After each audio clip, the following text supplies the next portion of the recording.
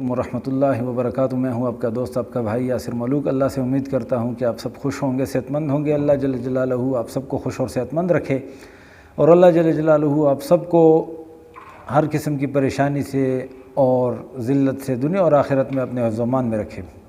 میرے بھائیو، آج کی میری حدیث ہے سبحان اللہ اور الحمدللہ کی فضیلت کے بارے میں، کہ انسان اگر صرف سبحان اللہ اور الحمدللہ ہی کہتا رہے تو اس پر اللہ جل جلالہ کتنا اجر عطا فرماتے ہیں، آج آپ کو اس حدیث سے معلوم ہوگا۔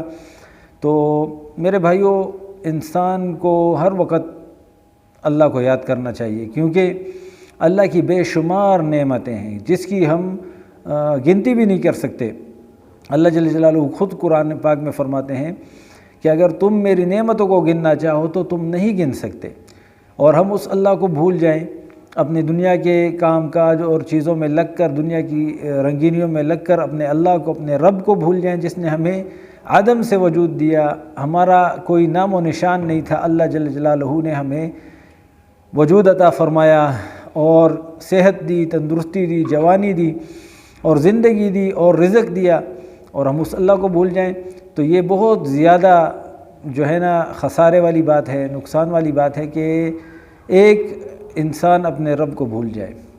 میرے بھائیو، ایسے لوگ بھی ہوں گے جن کو 24 گھنٹے میں ایک بار بھی سبحان اللہ کہنے کی توفیق نہیں ہوگی، تو وہ بدبخت انسان ہوں گے۔ اللہ جل جلالہ ہم سب کو اس بدبختی سے اپنے حفظ و امان میں رکھے، اور اللہ جل جلالہ ہمیں نیک اعمال کرنے کی اور اللہ کا ذکر کرنے کی توفیق عطا فرمائے۔ تو چلیے حدیث شروع کرتے ہیں۔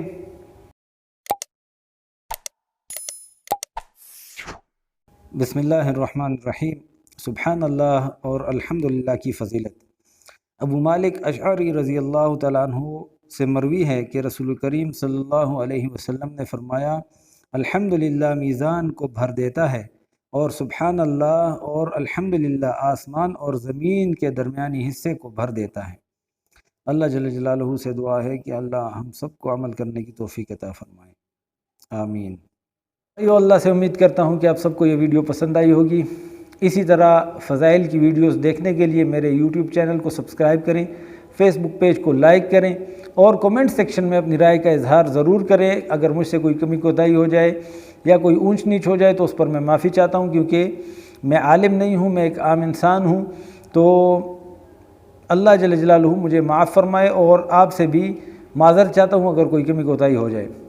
لیکن آپ سے یہ درخواست بھی ہے کہ میری اصلاح ضرور کیجیے گا۔ اگر کسی کو کوئی کمی کوتاہی نظر آئے تو مجھے میسج کر کے جو ہے نا واٹس ایپ پہ یا فیس بک میسنجر پر وہ میسج چھوڑ دیں کہ آپ سے یہ غلطی ہو رہی ہے، تو انشاءاللہ میں کوشش کروں گا کہ اپنی اصلاح کروں، اور آپ کا مشکور رہوں گا۔ یہ نہیں کہ مجھے اس میں کوئی عیب نظر آئے گا یا مجھے کوئی غصہ آئے گا، نہیں، میں آپ کا مشکور ہوں گا کیونکہ آپ نے میری ایک غلطی کو سدھارا۔